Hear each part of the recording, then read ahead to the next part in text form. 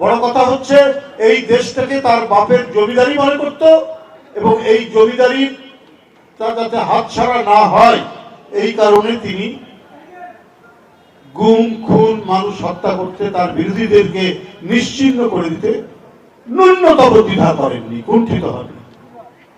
সে যে বাপের প্রতিশোধ নেবে, তার বাপের হত্যাকাণ্ডের প্রতিশোধ নেবে, এইটাও বড় কথা না। এটাই শেখ হাসিনার ছিল দর্শন, অন্য কিছু না। কেউ কেউ বলে যে তার গোটা পরিবার শুদ্ধ, তাদেরকে মেরে ফেলা হয়েছে, হত্যা করা হয়েছে, এটা হচ্ছে তার অজুহাত। উনি মাঝে মাঝেই কাঁদতেন তার পরিবারের কথা বলে, তার বাবার কথা বলে, ভাইয়ের কথা বলে। এগুলো ছিল সব অভিনয়।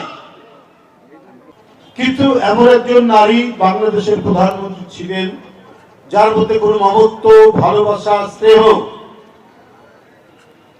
কিচ্ছু ছিল না।